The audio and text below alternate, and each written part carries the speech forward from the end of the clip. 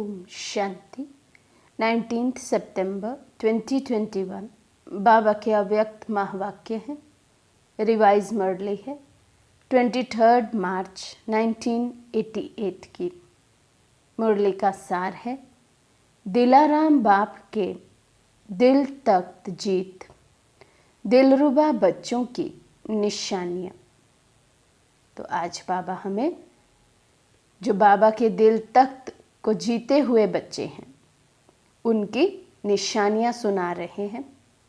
आज दिलाराम बाप अपने दिलरुबा बच्चों से मिलने आए हैं।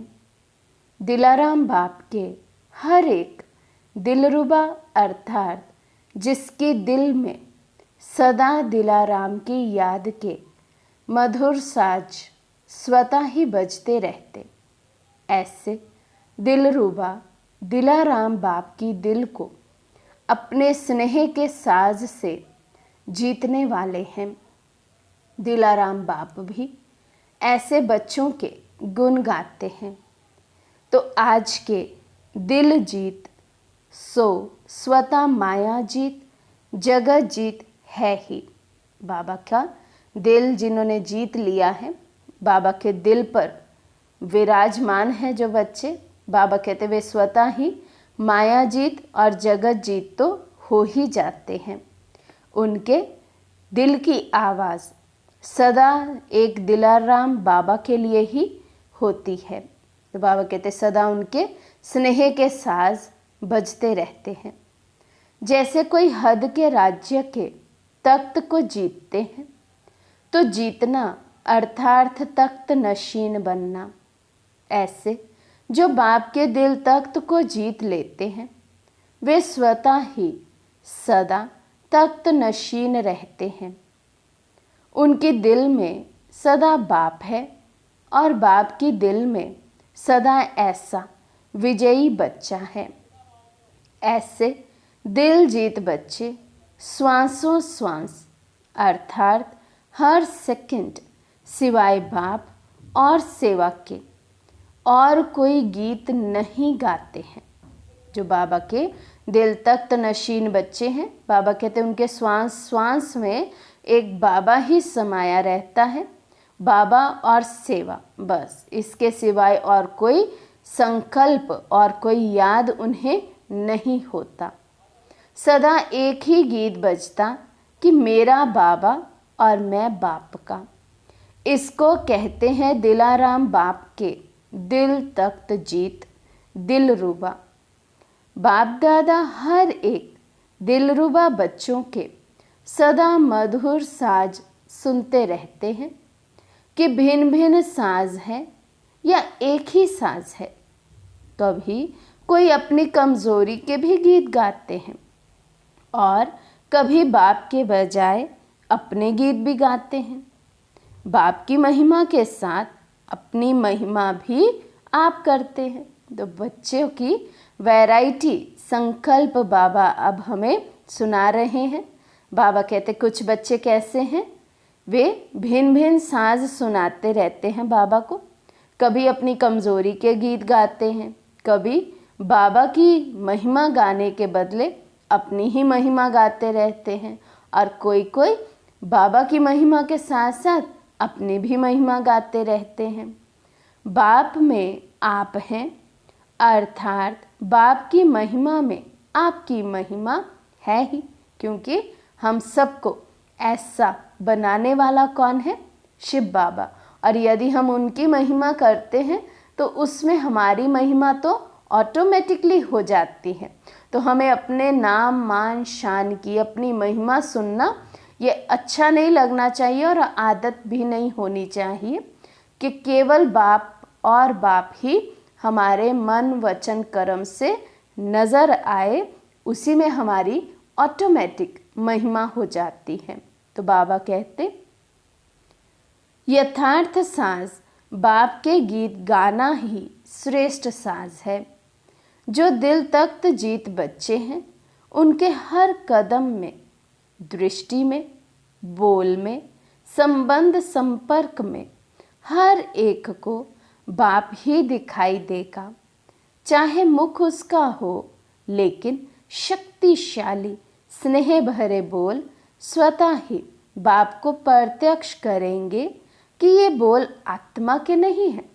तो बाबा कहते भल मुख तो हम अपना ही यूज़ करेंगे, शब्द भी अपने ही बोलेंगे, लेकिन उन शब्दों में जब हम में निर्माण चित्त की भावना होगी, हम निर्माण होंगे, सदा बाबा को आगे रखते होंगे, तो हमारे बोल में भी बाबा प्रत्यक्ष होंगे।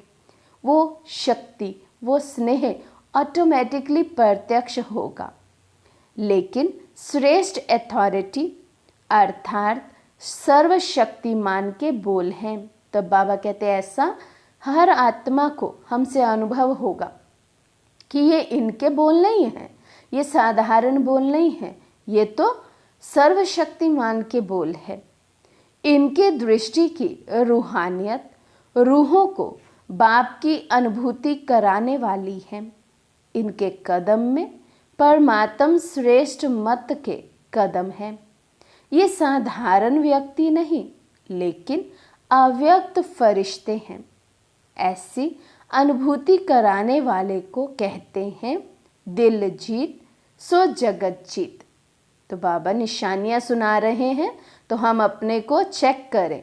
ये सब जो निशानियाँ बाबा सुना रहे हैं मेरे जीवन में कहाँ तक आई हैं, कितना हमारे बोल से दूसरी आत्माओं को बाबा की प्रत्यक्षता होती है, कितना हमारे संकल्पों से, हमारी भावनाओं से बाबा प्रत्यक्ष होते हैं। तो बाबा कहते हैं ऐसा कितनों को लगता है कि ये कोई साधारण आत्माएं नहीं हैं, हाँ ये तो अव्यक्त फरिश्ते हैं। तो बाबा कहते जो ऐसी आत्माएं होंगी वही बाबा के दिल जीत आत्माएं होंगी, दिल रुबा होंगी, और उन्हीं को जगत जीत का टाइटल दे सकते हैं। वाणी से अनुभव कराना ये साधारण विधि है। वाणी से प्रभाव डालने वाले दुनिया में भी अनेक हैं, लेकिन आपके वाणी की विशेषता यही है कि आपका बोल बाप की याद दिलाए। हमारा हर एक बोल ऐसा अथॉरिटी वाला हो, ऐसा साथ साथ स्नेह वाला हो, जिसमें ऑल माइटी अथॉरिटी नज़र आए, ऑल माइटी का स्नेह नज़र आए, वो कशिश हो हमारे बोल में। तो बाबा कहते बाप को प्रत्यक्ष करने की सिद्धि आत्माओं को सद्गति की राह दिखाए। ये न्यारापन है। अगर आपकी महिमा कर ली कि बहुत अच्छा है, बोलने का आर्ट है या अथॉरिटी के बोल हैं, ये तो और आत्माओं की भी महिमा होती है। लेकिन आपके बोल बाप की महिमा अनुभव कराएं, यही विशेषता प्रत्यक्षता का पर्दा खोलने का साधन है। तो जिसके दिल में सदा दिलाराम है, उनके मुख द्वारा भी दिल का आवाज़ दिलाराम को स्वतः ही प्रत्यक्ष करेगा। तो ये चेक करो कि हर कदम में, बोल में मेरे द्वारा बाप की प्रत्यक्षता होती है।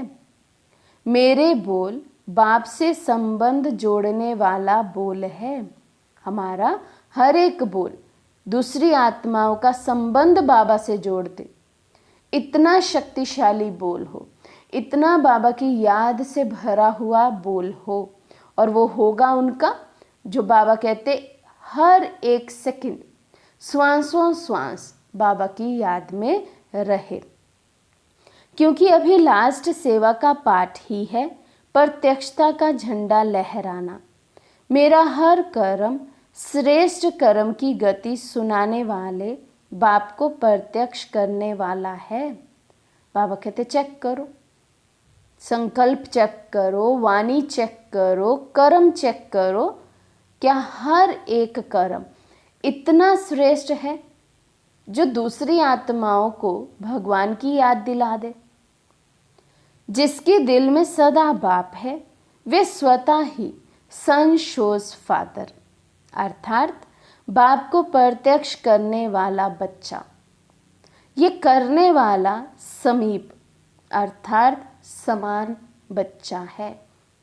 बाप समान बनना है, ये लक्ष्य हम सब रखते हैं। लेकिन आज बाबा बाप समान बच्चों की निशानी सुना रहे हैं और साथ ही साथ हमें चेक करने के लिए भी कह रहे हैं कि हम चेक करें। जैसे ब्रह्मा बाबा, उनको हम बाप समान अर्थात शिव बाबा समान क्यों कहते हैं?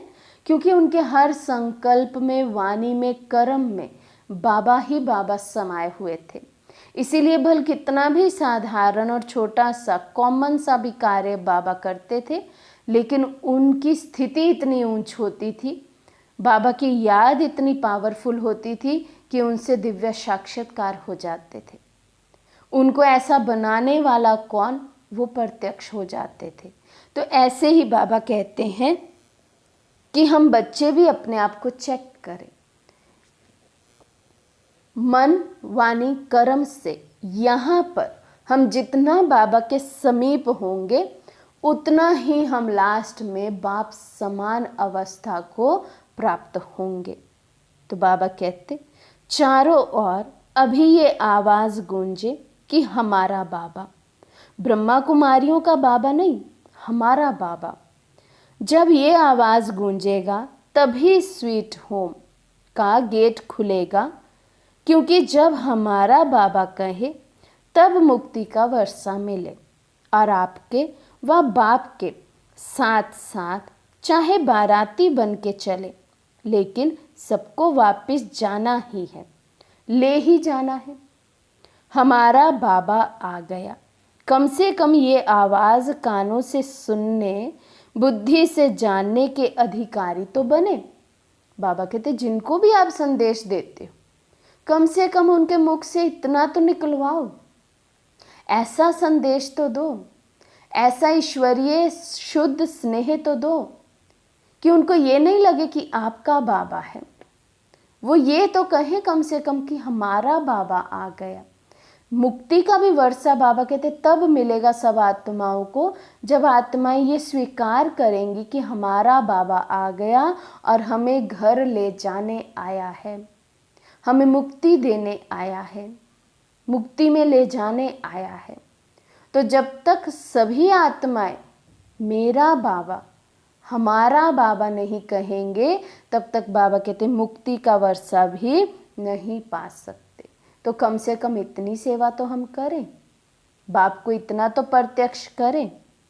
तो बाबा कहते कोई भी वंचित ना रह जाए।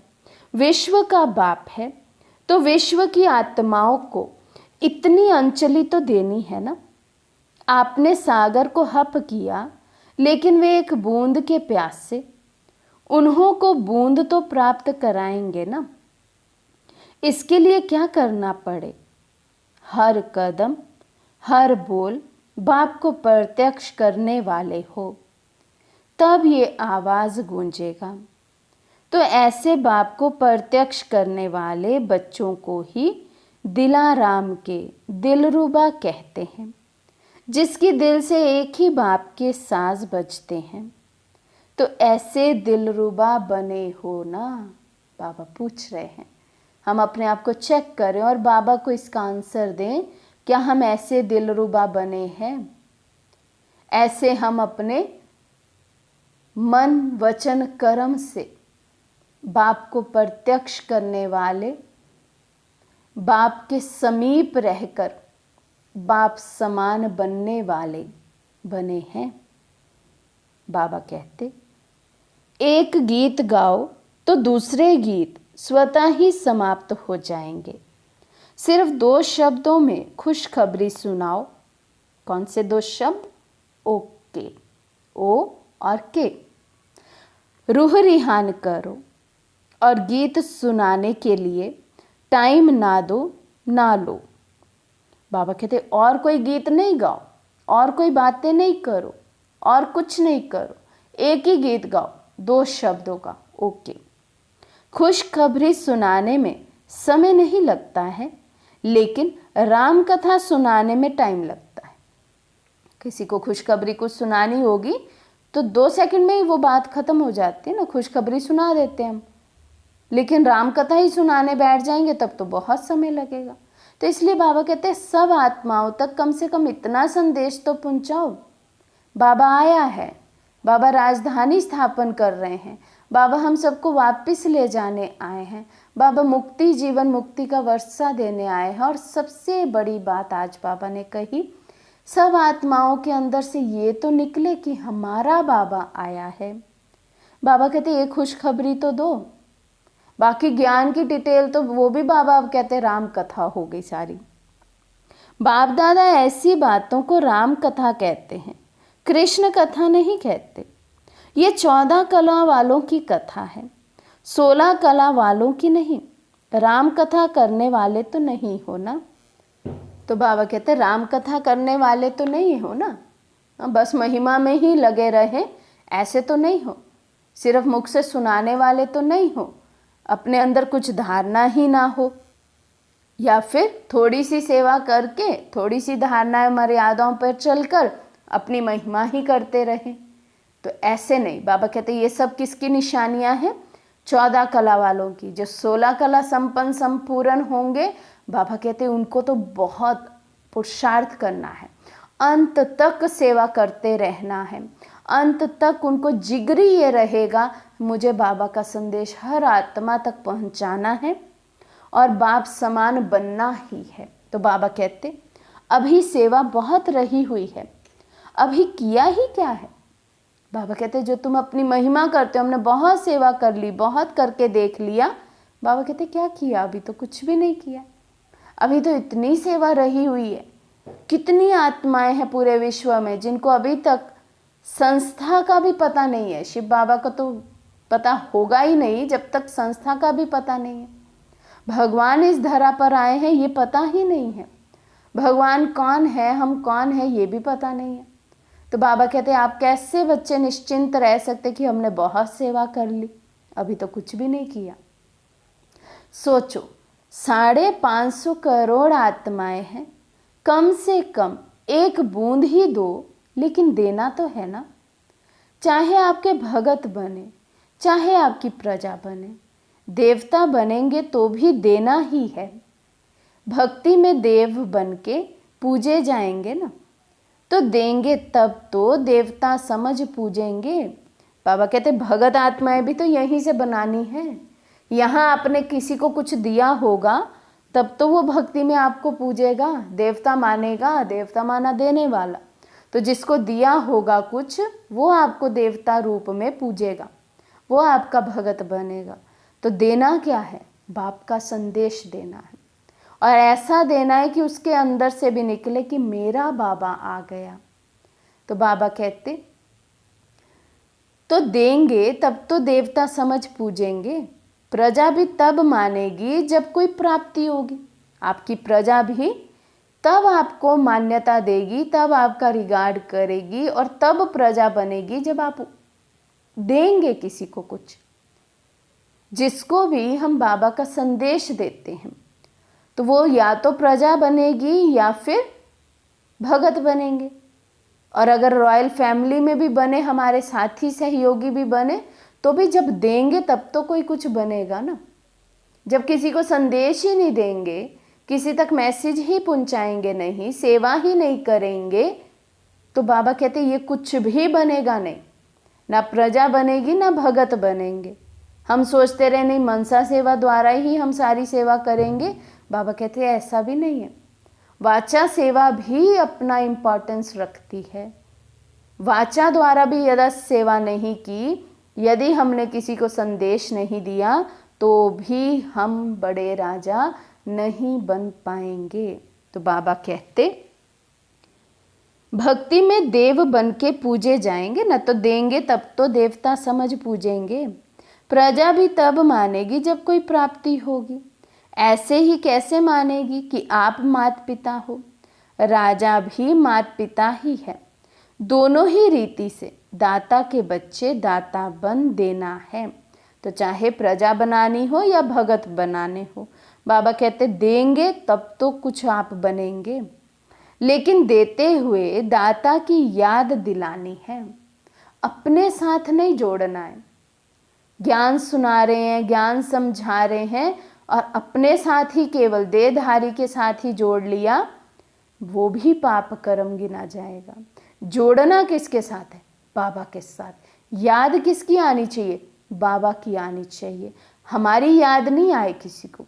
वो बहुत अच्छा सुनाते हैं, वो होंगे तो हम योग करेंगे, वो होंगे तो हम कोर्स करेंगे, ये बंधन हम किसी आत्मा को नहीं बांधे, लेकिन उनके मुख से भी ये निकले, आपके द्वारा बाबा ने हमें ये सिखाया, आपके द्वारा बाबा ने हमारी अवस्था ऐसी बनाई। तो याद हमें देखकर सबको बाबा की आए। बाबा कहते ये है ऊंच मंजिल, ये है महान पुण्य जमा करना। बाबा कहते समझा क्या करना है? ये नहीं समझो विदेश में अथवा देश में इतने सेंटर्स खुल गए, बहुत हो गया, लेकिन रहम दिल बाप के बच्चों ना, सभी अपने प्यास से भटके हुए भाई बहनों के ऊपर रहम करना है, किसी का उल्हाना नहीं रहना चाहिए। तो बाबा कहते किसी भी आत्मा का उल्हाना नहीं रह जाए कि आपने पाया और हमें तो बताया भी नहीं आपने, हम तक तो मैसेज भी नहीं पहुंचाया और आप परमात्मा से इतनी प्राप्ति करते रहे। तो बाबा कहते अपनी ड्यूटी हम पूरी करें। सब आत्माएं जो हमारे संबंध में हैं, संपर्क में आती हैं, एटलीस्ट उन सभी आत्माओं को, चाहे वो देह के रूप में छोटी हो या बड़ी हो, लेकिन संदेश हम सब तक पहुंचाएं, कम से कम बाबा का परिचय तो सबको दें।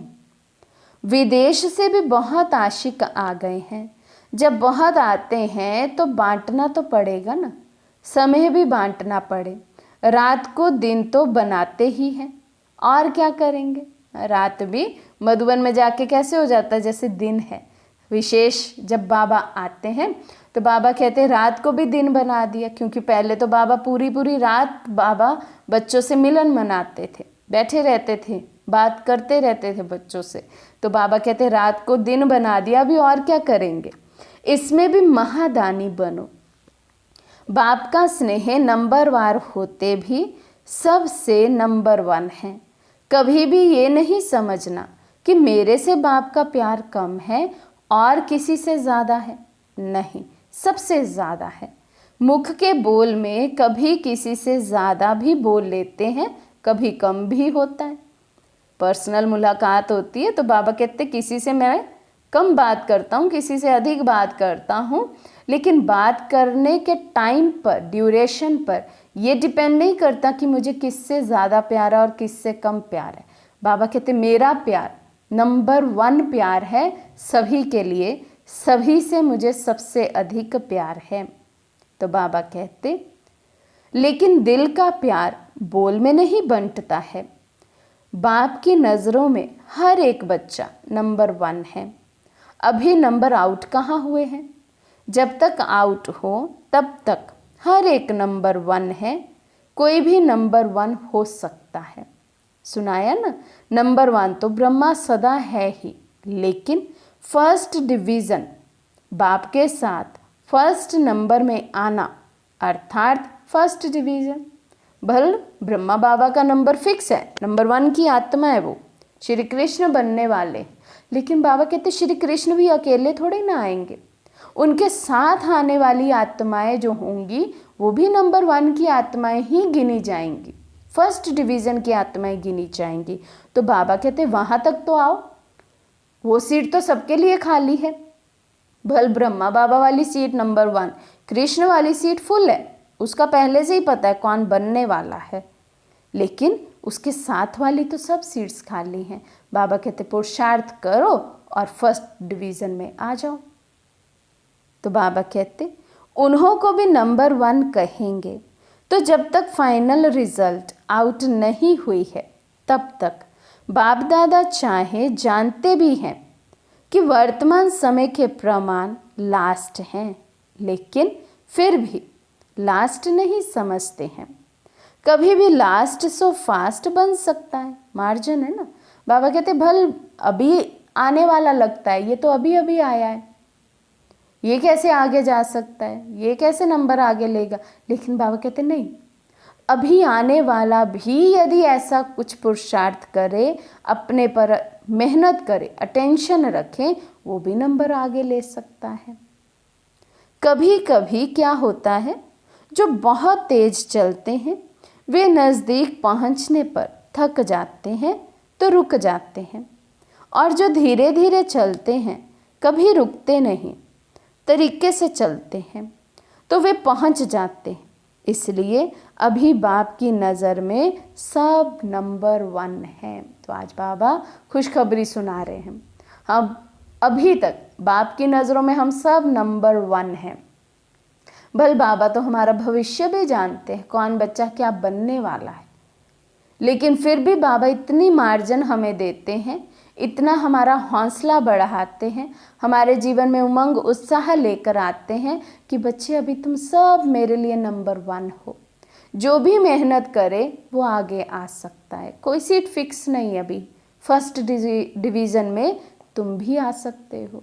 तो बाबा कहते जब रिजल्ट आउट होगी तब कहेंगे ये लास्ट है, ये फर्स्ट है।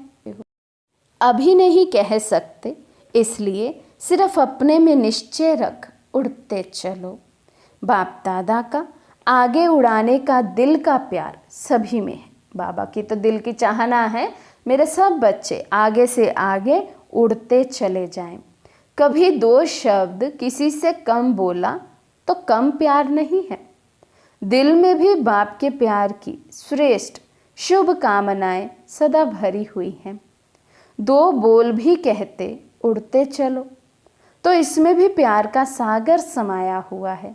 एक एक शब्द में बाबा का प्यार समाया है, और न केवल प्यार, बाबा कहते प्यार का सागर समाया हुआ है, ऐसा महसूस करो। तो कितना बाबा प्यार का सागर बन हम पर अपना प्यार लुटा रहे हैं। बाबा कहते कोई नहीं कह सकता कि बाबा मुझे ज़्यादा प्यार करता। अगर कोई कहता है तो कहो मुझे आपसे भी ज़्यादा करता। और करते हैं, ऐसे ही नहीं कहते। बाबा कहते मैं करता भी हूँ, ऐसे ही नहीं कहता हूँ कि अगर तुम्हें कोई बोले कि बाबा मुझे तुमसे ज़्यादा प्यार करते और तुम आगे से बोलो नहीं बाबा तो मुझे तुमसे ज़्यादा प्यार करते हैं। बाबा कहते मैं करता भी हूँ, हर एक बच्चे को हर एक बच्चे से अधिक प्यार करता हूँ। सिर्फ दिल खुश करने के लिए नहीं कहते। बाप तो जानते हैं कि कितने भटके हुए हैं, थके हुए, उलझे हुए फिर से 5000 वर्ष के बाद मिले हैं। बाप ने ढूंढ ढूंढ कर तो निकाला है, साउथ, नॉर्थ, ईस्ट, वेस्ट सबसे निकाला है। तो बाबा कहते मैं तो सब बच्चों को नंबर 1 प्यार करता हूँ, क्योंकि बहुत मुश्किल से ढूंढ कर निकाला है मैंने अपना हर एक बच्चा। कहाँ कहाँ से ढूंढा, चारों दिशाओं से ढूंढ लिए बच्चे। और बच्चे भी कैसे, जो बिल्कुल भटक चुके थे, थक चुके थे, हार चुके थे, और 5000 वर्ष से मेरे से बिछड़े हुए बच्चे थे, उनको आकर मैंने ढूंढा है, अपना बनाया है। तो बाबा कहते मुझे कितना प्यार आता होगा तुम बच्चों पर। आज तो बाबा प्यार का सागर बनकर अपना प्यार हम पर बरसा रहे हैं। ये तो दिलाराम जाने कि हर एक का दिल से प्यार कितना है। क्या भी हो, लेकिन प्यार में सभी पास हो। बाप से प्यार का सर्टिफिकेट तो बाप ने पहले ही दे दिया है। बाबा कहते प्यार में तो मेरे सब बच्चे पास हैं, सबको बाबा से प्यार है। कोई भी ऐसा बच्चा नहीं है जो कहे मेरा बाबा और हम कहें उसको बाबा से प्यार नहीं, प्यार तो सबको है। लेकिन बाबा कहते ये भी मैं जानता हूँ किस बच्चे को कितना दिल का प्यार है मेरे से। किसी किसी बच्चे को बाबा ने एक बाई मुरली में कहा ना, अव्यक्त महावाक्य ही है बाबा के, कोई बच्चे का प्यार है बुद्धि से प्यार। बाबा को बुद्धि से बस ज्ञान की रीति प्यार करते हैं। कोई का बाबा कहते दिल का जिगरी प्यार है बाबा का, बच्चों का बाबा से। तो ऐसे ही बाबा कहते मैं जानता हूँ किस बच्चे को कितना जिगरी प्यार है मेरे से, लेकिन प्यार है सभी को। अच्छा, चारों ओर के अति स्नेह भरे दिल के साज सुनाने वाले दिलाराम के दिल रुबाओं को सदा हर कर्म में संशोज फादर करने वाले, सदा हर बोल द्वारा बाप से संबंध जोड़ने वाले, सदा अपनी रूहानी दृष्टि से रूहों को बाप का अनुभव कराने वाले, ऐसे बाप को प्रत्यक्ष करने वाले, बाप के दिल तख्त जीत, माया जीत, जगत जीत बच्चों को दिलाराम बाप का याद प्यार और नमस्ते। हम रूहानी बच्चों की रूहानी बाप दादा को दिल व जान शिकवा प्रेम से नमस्ते नमस्ते नमस्ते जी। फिर है पर्सनल मुलाकात। फर्स्ट पॉइंट, याद की शक्ति सदा हर कार्य में आगे बढ़ाने वाली है। बाबा की याद हम बच्चों में ऐसी शक्ति भर देती है जो हमें हर कार्य में आगे बढ़ाती है। याद की शक्ति सदा के लिए शक्तिशाली बनाती है। याद के शक्ति की अनुभूति सर्वश्रेष्ठ अनुभूति है। यही शक्ति हर कार्य में सफलता का अनुभव कराती है। इसी शक्ति के अनुभव से आगे बढ़ने वाली आत्मा हूँ। ये स्मृति में रख जितना आगे बढ़ना चाहो बढ़ सकते हो। इसी शक्ति से विशेष सहयोग प्राप्त होता रहेगा। याद की शक्ति का महत्व बाबा बता रहे हैं। जितना हम बाबा को याद करते हैं उतना उस याद से हमें शक्ति की अनुभूति होती है और वो शक्ति हमें सफलता की अनुभूति कराती है। हर कार्य में हम आगे बढ़ते ही जाते हैं। तो बाबा कहते हैं जितना इस स्मृति में रहेंगे। कौन सी स्मृति? कि मैं शक्ति के अनुभव में हम जितना खोए रहेंगे। तो बाबा कहते हैं जितना इस स्मृति में रहेंगे कि ये याद की शक्ति ही मुझे आगे बढ़ाने वाली है। तो बाबा कहते हैं इस स्मृति से स्थिति ऐसी शक्तिशाली बनती जाएगी। हर कार्य में सर्व का सहयोग भी प्राप्त होगा और सफलता भी प्राप्त होगी। सेकंड पॉइंट, सदा हर कार्य करते स्वयं को साक्षी स्थिति में स्थित रख कार्य कराने वाली न्यारी आत्मा हूँ ऐसा अनुभव करते हो। तो बाबा कहते हर कार्य, कोई भी हम कार्य करें, छोटे से छोटी जिम्मेवारी, बड़े से बड़ी जिम्मेवारी, कोई भी साधारण रूटीन का कार्य करते हुए भी सदा अपने आप को साक्षी स्थिति में स्थित होकर कार्य करना है। मैं आत्मा अपनी कर्म इंद्रियों द्वारा कार्य कराने वाली शक्ति हूँ। साक्षीपन की स्थिति सदा हर कार्य सहज सफल करती है। साक्षीपन की स्थिति कितनी प्यारी लगती है। साक्षी बन कार्य करने वाली आत्मा सदा न्यारी और बाप की प्यारी है। तो इसी अभ्यास से कर्म करने वाली अलौकिक आत्मा हूँ। अलौकिक अनुभूति करने वाली, अलौकिक जीवन, श्रेष्ठ जीवन वाली आत्मा हूँ। ये नशा रहता है ना। कर्म करते यही अभ्यास बढ़ाते रहो। यही अभ्यास कर्मातीत स्थिति को प्राप्त करा देगा। इसी अभ्यास को सदा आगे बढ़ाते, कर्म करते, न्यारे और बाप के प्यारे रहना, इसको कहते हैं श्रेष्ठ आत्मा। तो जो आत्मा जितना हर कार्य को साक्षी स्थिति की, साक्षीपन की स्थिति में स्थित होकर करती है, बाबा कहते हैं उसका हर कार्य एक तो सफल होता रहता है और सहज सफलता मिलती है। दूसरा, उस आत्मा की स्थिति बहुत न्यारी और प्यारी हो जाती है। तो अलौकिक जीवन का अनुभव होता है। श्रेष्ठ जीवन वाली मैं आत्मा हूँ, ये नशा रहता है। और ऐसी ही आत्मा को बाबा कहते श्रेष्ठ आत्मा का टाइटल दे सकते हैं। तो इस अभ्यास को, किस अभ्यास को? साक्षी दृष्टा के अभ्यास को केवल दूसरों के प्रति या ड्रामा के प्रति नहीं। सबसे पहला स्टेप है मैं स्वयं के कर्मों को साक्षी होकर देखूं, स्वयं के पाठ को साक्षी होकर देखूं। तो बाबा कहते सहज सफलता और सहज परिवर्तन होता जाएगा, तब हम बनेंगे श्रेष्ठ आत्मा। थर्ड पॉइंट, सदा श्रेष्ठ खजानों से भरपूर आत्मा हूं, ऐसा अनुभव करते हो? जो अखुट खजानों से भरपूर होगा उसको रूहानी नशा कितना होगा। अखुट खजाने, ऐसे खजाने हैं मेरे पास जो कभी ख़त्म नहीं होने वाले, कभी कम नहीं पड़ने वाले, भरपूर है।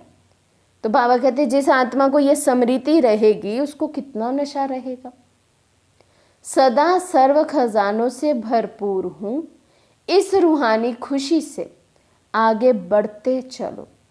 सर्व खजानों से आत्माओं को जगाए साथी बना देंगे तो भरपूर और शक्तिशाली आत्मा बन आगे बढ़ते रहेंगे। सर्व खजानों को केवल अपने तक सीमित नहीं रखना है, बाबा कहते इसका दान भी करना है, दूसरी आत्माओं को भी देने हैं। बाप से जो भी हमने सर्व खजाने अपने में जमा किए हैं तो भी बाबा कहते अन्य आत्माओं को भी भरपूर कर देंगे, शक्तिशाली आत्मा बनकर और बनाकर आगे बढ़ते चले जाएंगे। फोर्थ पॉइंट, सदा बुद्धि में ये स्मृति रहती है ना कि बाप करावन हार करा रहा है, हम निमित्त हैं। निमित्त बन करने वाले सदा हल्के रहते हैं, क्योंकि जिम्मेवारी करावनहार बाप है। जिम्मेवार कौन है? करावनहार।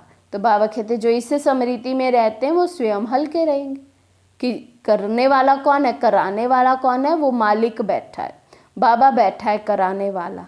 तो जब कराने वाला है तो जिम्मेवारी भी उसकी है, वो जैसा हमसे कराएंगे हम करते चले जाएंगे। जब मैं करता हूँ ये स्मृति रहती है तो भारी हो जाते, और बाप करा रहा है तो हल्के रहते। मैं निमित्त हूँ, कराने वाला करा रहा है, चलाने वाला चला रहा है। इसको कहते बेफिक्र बादशाह। देखो हम सब कहने के लिए कह देते हम तो निमित्त है, बाबा करा रहा है, बाबा करा रहा है, लेकिन आज बाबा उसका चेकिंग पॉइंट हमें दे रहे हैं। यदि हम कर्म करते हुए, सेवा करते हुए सदा हल्कापन फील करते हैं तो समझे कि हम सच में निमित्त भाव से चल रहे हैं।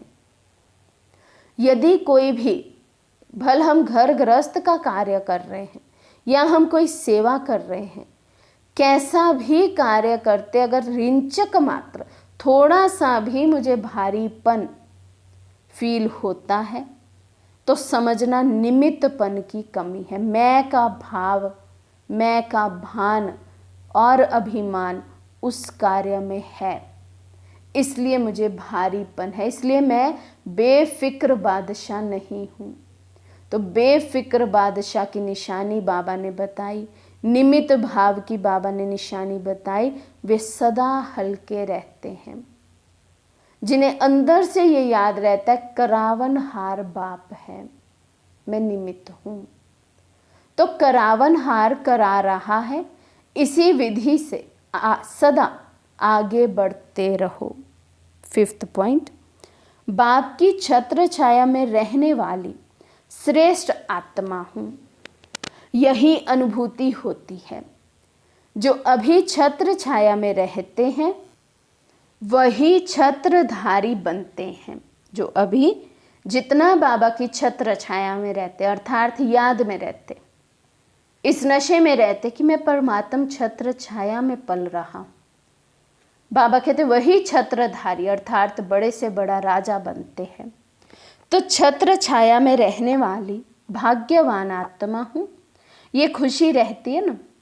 छत्र छाया ही सेफ्टी का साधन है। इस छत्र छाया के अंदर कोई आ नहीं सकता। बाप की छत्र छाया के अंदर हूँ, ये चित्र सदा सामने रखो।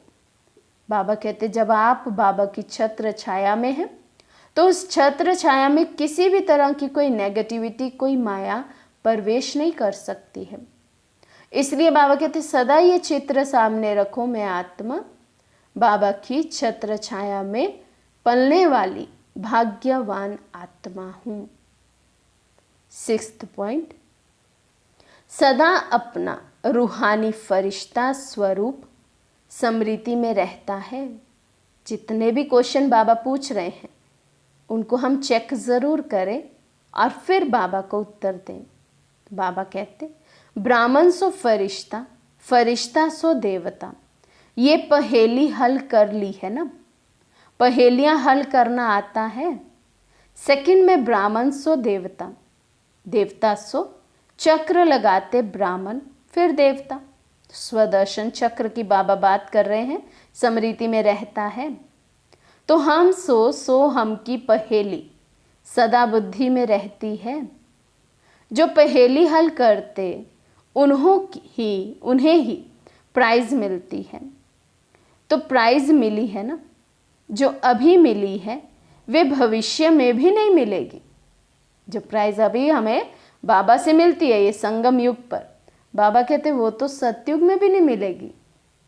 प्राइज में क्या मिला, क्या मिला हमें प्राइज में? स्वयं बाप मिल गया, बाप के बन गए। बाबा कहते ये प्राइज तो सतयुग में भी नहीं मिलेगी, बाबा नहीं मिलेंगे सतयुग में। तो जिनको स्वदर्शन चक्र याद रहता है और जो स्वदर्शन चक्र बहुत फिराते हैं दिन भर में, उनको प्राइज में बाबा मिल जाते हैं। भल मिले तो सबको है, लेकिन बाबा मिलना अर्थात बाबा की याद सदा बुद्धि में रहना, बाबा की छत्र छाया में पल रही हूँ ये याद रहना और सदा याद रहना। और जिसको बाबा मिल गया वो तो फिर विजयी रतन बन ही गया। तो इसलिए बाबा मिल गया, इसकी बहुत गहरी डेफिनेशन है।